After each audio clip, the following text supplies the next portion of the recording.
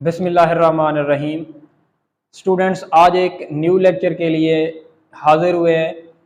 जैसा कि chapter number 3 हम पढ़ रहे थे, चैप्टर नंबर 3 का जो लास्ट हमने लेक्चर पढ़ा है वो है चार्ल्स लॉ। तो आज एक वेरी इंपॉर्टेंट टॉपिक है। क्यों इंपॉर्टेंट है? क्योंकि चैप्टर नंबर 3 में से लॉन्ग क्वेश्चन में अक्सर न्यूमेरिकल बनता है। तो अगर न्यूमेरिकल बना तो आज का जो टॉपिक है हमारे पास, उस टॉपिक की जो इक्वेशन है या उसके जो फार्मूले हैं, उन फार्मूले से न्यूमेरिकल अक्सर आ जाता है। तो इसलिए आपसे ये वेरी इंपॉर्टेंट है, लेकिन है वेरी इजी। ध्यान से अगर आप बिल्कुल पूरी तवज्जो से वीडियो को आप देखेंगे, समझेंगे, तो इंशाल्लाह किसी किस्म की कन्फ्यूजन इसमें नहीं होगी। तो स्टार्ट करते हैं आज का lecture, chapter number 3 first year chemistry. आज का जो हमारा लेक्चर है स्टूडेंट्स, वो है जनरल गैस इक्वेशन, या इसका दूसरा नाम है ideal gas equation. Ideal gas equation भी इसे कहा जाता है और जनरल गैस इक्वेशन भी कहा जाता है। क्यों कहा जाता है आइडियल गैस इक्वेशन? सबसे पहले हमें पता होना चाहिए आइडियल गैस कौन सी होती है।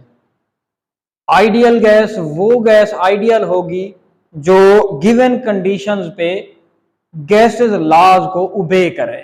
गैसेस लॉज हम इस चैप्टर में पढ़ चुके हैं। बॉयल्स लॉ पढ़ा था, चार्ल्स लॉ पढ़ा, एवोगैड्रोस लॉ। तो आइडियल गैस वो गैस होती है जो गिवन कंडीशंस पे इन गैसेस लॉज को ओबे करे, फॉलो करे, वो वाली गैस कहलाएगी आइडियल गैस। तो जनरल गैस इक्वेशन या आइडियल गैस अब उन्हीं गैस लॉज को कंबाइन करके बनाई गई है। तीन तरह के हमने लॉज पढ़े हैं, बॉयल्स लॉ, चार्ल्स लॉ और एवोगैड्रोस लॉ। इन तीनों लॉज में जो भी वेरिएबल यूज हो रहे हैं, इन तीनों लॉज को कंबाइन करके एक न्यू इक्वेशन बनाई गई। वो इक्वेशन कहलाती है जनरल गैस इक्वेशन या आइडियल गैस इक्वेशन। सबसे पहले हम इसे डिफाइन करेंगे, जनरल गैस इक्वेशन होती क्या है। तो क्या है? The combined equation of 4 variable volume, temperature, pressure and number of mole.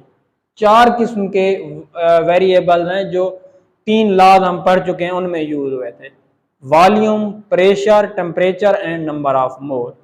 इन सब को कंबाइन करके जो इक्वेशन बनाई गई, उस इक्वेशन का नाम है आइडियल गैस इक्वेशन या जनरल गैस इक्वेशन। अब उसे ड्राइव करना है, बिल्कुल आसान आसान। Derivation of general gas equation.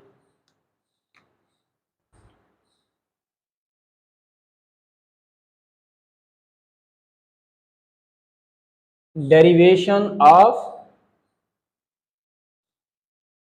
General gas equation.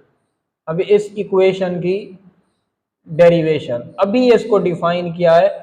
इस इक्वेशन में तीनों लॉज कंबाइन करके इन तीनों लॉज को ये इक्वेशन बनाई गई है, बॉयल्स लॉ, चार्ल्स लॉ और एवोगैड्रोस लॉ।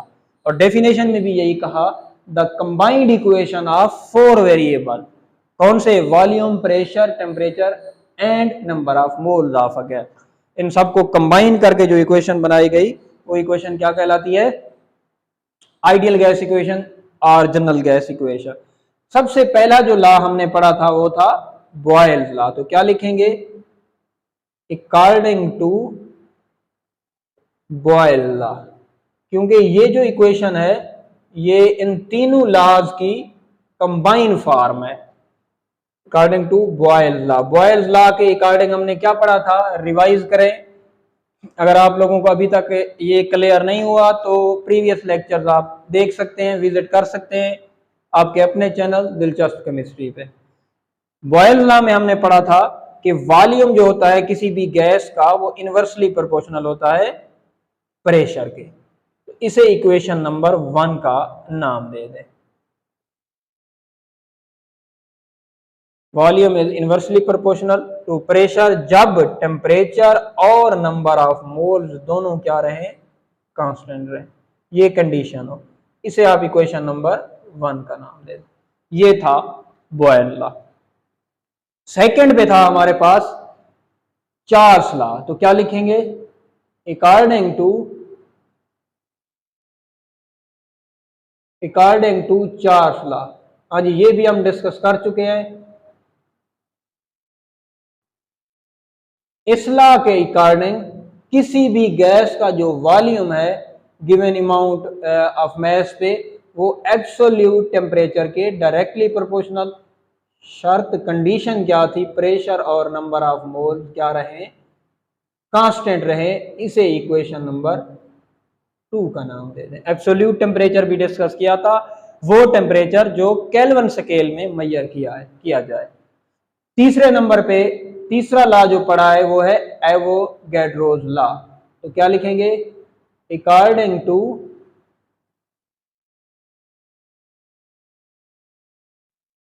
Avogadro's law. इस लॉ के अकॉर्डिंग क्या था? Volume of given mass of a gas is directly proportional to number of molecule, number of mole इसके डायरेक्टली प्रोपोर्शनल। प्रेशर और टेम्परेचर क्या रहे? कांस्टेंट रहे। तो ये equation number 3।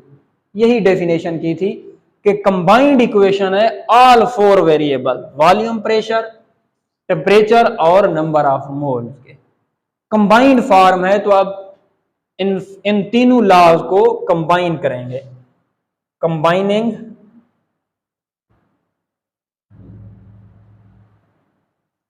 Combining the all equations, जितनी भी इक्वेशंस इन लॉ की हैं, 3 इक्वेशंस हैं, 3 लॉज थे, उन्हें कंबाइन करें। जब उन तीनों लॉज की इक्वेशंस को कंबाइन करेंगे, कंबाइन करने के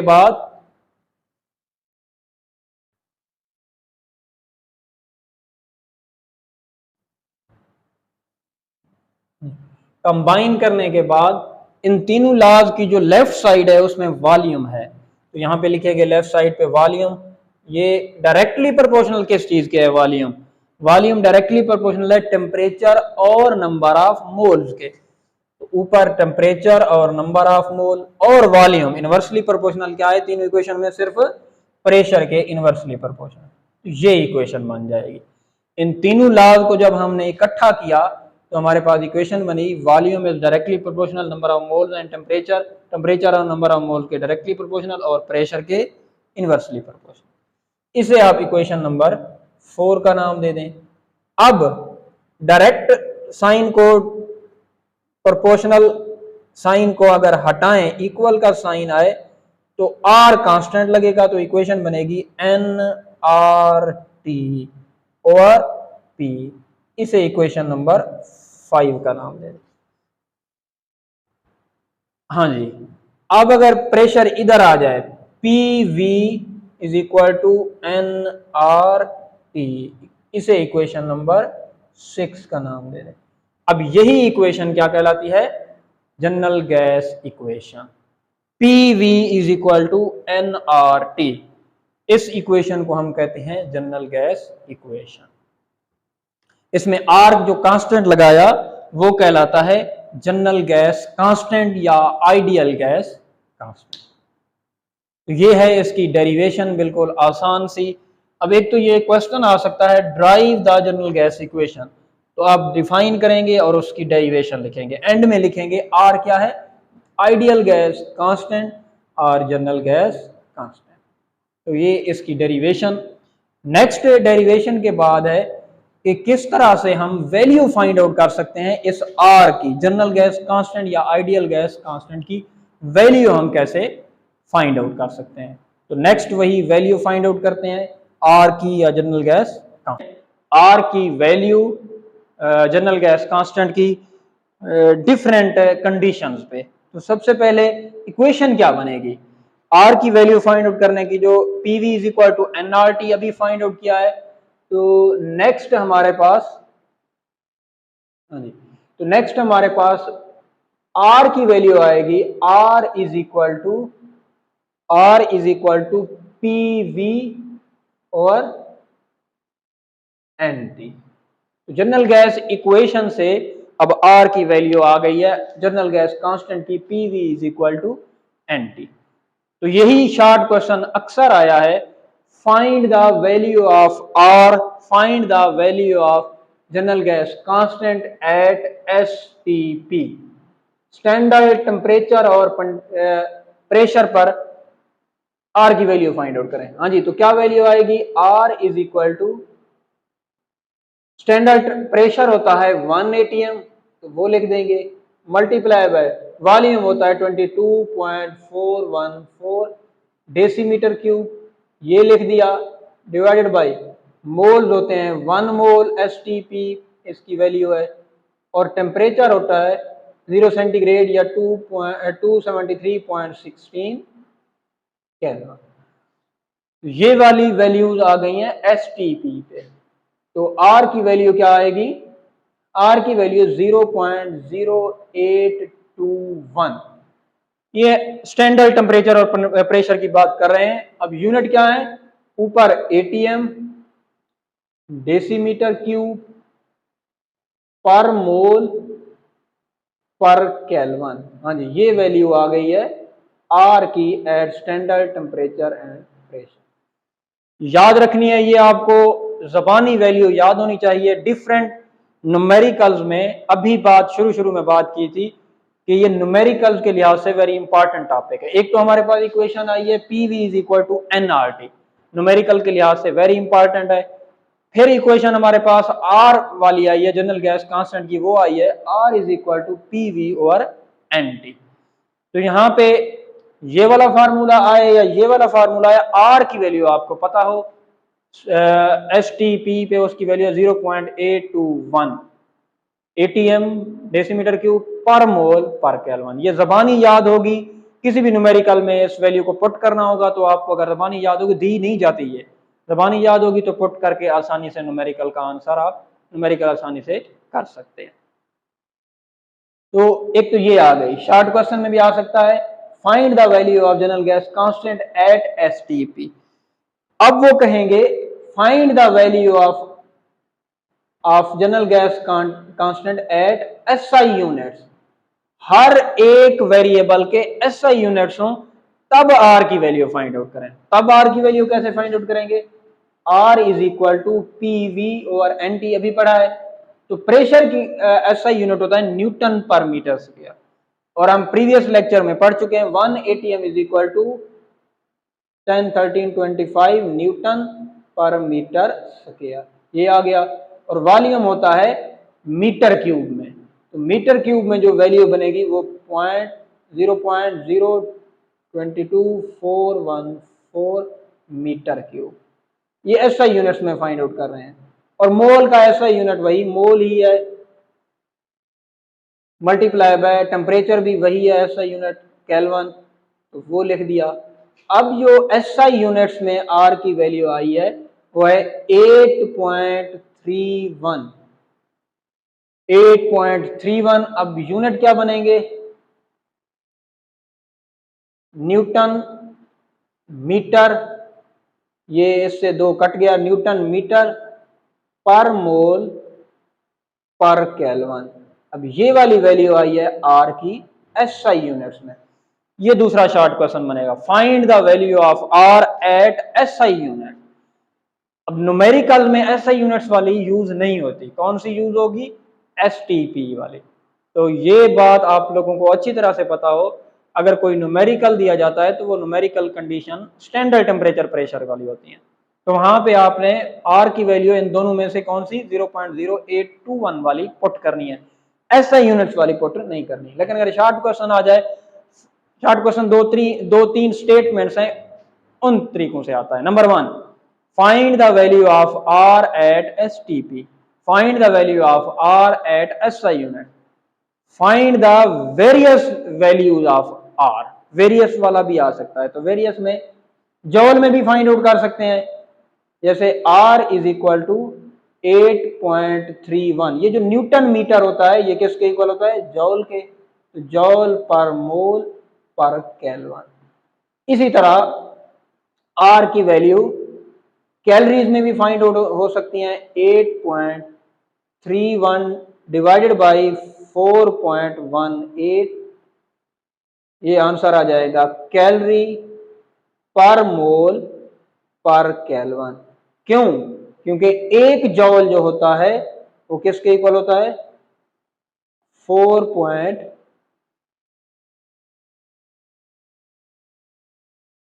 4.18, 1 calorie is equal to 4.18 जॉल।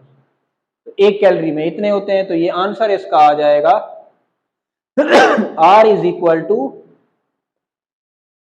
1.9839, almost यही वैल्यू आएगी कैलोरी पर मोल पर केल्विन। तो किसी भी यूनिट में आप आसानी से R की वैल्यू फाइंड आउट कर सकते हैं, ST पे, SI यूनिट्स में और कैलोरीज में, जॉल में, इन सब में आप फाइंड आउट कर सकते हैं। सिग्निफिकेंस क्या है? तीसरा हिस्सा है इसका, आखिरी डेरिवेशन की, general gas constant find out किया। आखिरी इसका जो हिस्सा है वो है सिग्निफिकेंस ऑफ R या significance of general gas equation.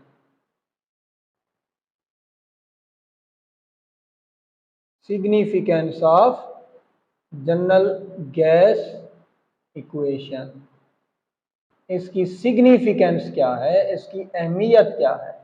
तो ये एंड वाला टॉपिक, एंड वाला हमारा पोर्शन यही है। अब सिग्निफिकेंस इसकी, नंबर 1, हम किसी भी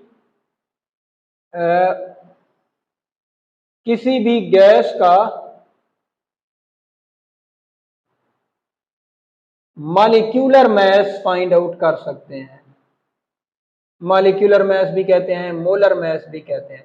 तो जनरल गैस इक्वेशन से हम किसी भी गैस का मॉलिक्यूलर मास आसानी से फाइंड आउट कर सकते हैं। कैसे?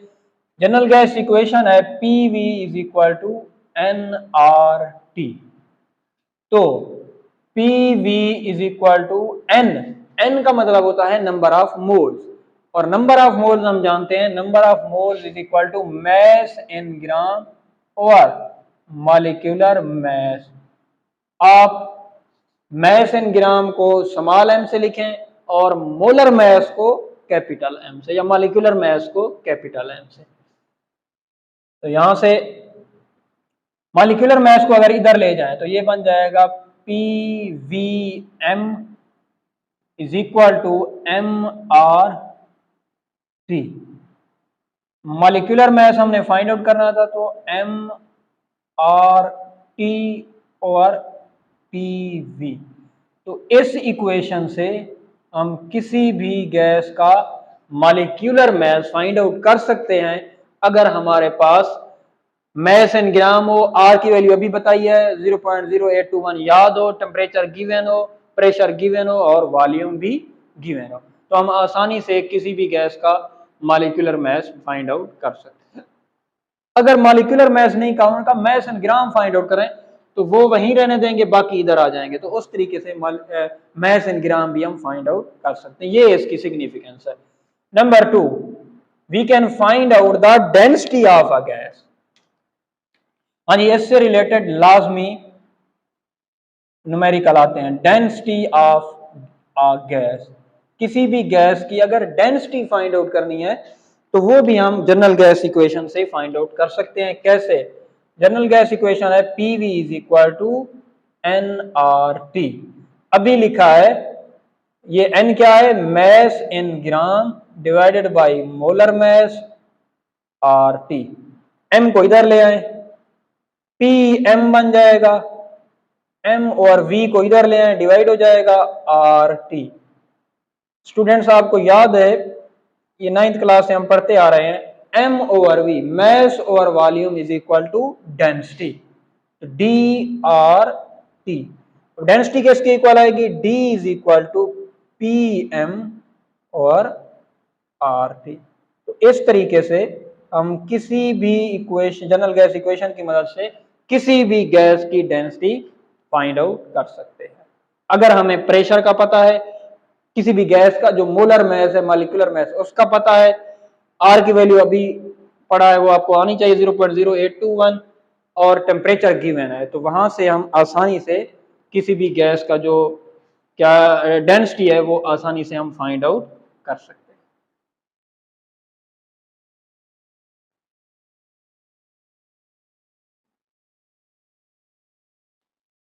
यहाँ पे एक और बात आप लोगों को, एक और फार्मूला, एक इंपॉर्टेंट फार्मूला है, उसका भी अगर आपको पता हो तो बेहतर हो जाएगा ये। जैसे यहाँ आर की वैल्यू हमने फाइंड आउट किया है, R is equal to P V और एन टी। अब अगर मैं कहूं कि गैस का 1 मोल है, गैस है कोई भी 1 मोल, या जनरल गैस इक्वेशन पढ़ी है, PV is equal to N R T.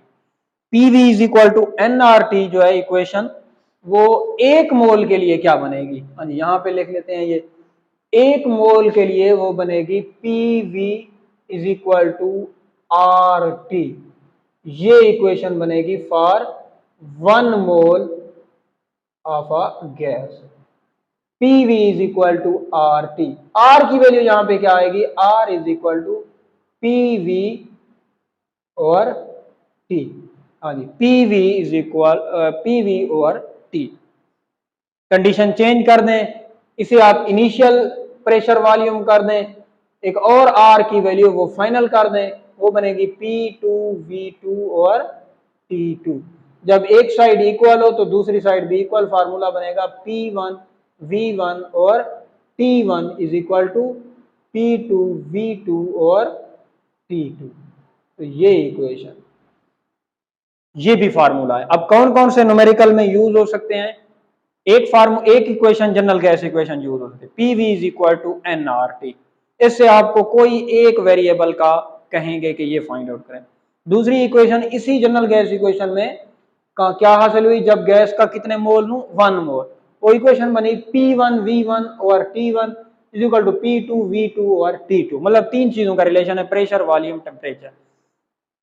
2 चीजें गिवन होंगी, सिर्फ एक इनिशियल उसकी गिवन होगी, फाइनल फाइंड आउट करनी होगी। जैसे टेम्परेचर है, फाइनल गिवन होगा तो इनिशियल, ये फार्मूला लगेगा। फिर एक और लगेगा formula, molecular mass find out करना है तो ये अभी जनरल गैस इक्वेशन से फाइंड आउट किया। फिर डेंसिटी फाइंड आउट करनी है तो वो डेंसिटी का क्या आया, D is equal to P M over R T. तो हर तरह से न्यूमेरिकल बने तो इसमें से फार्मूले आपके पास हैं, आसानी से उन फार्मूले को पुट करके फाइंड आउट कर सकते हैं, और अक्सर इस चैप्टर में न्यूमेरिकल आता है।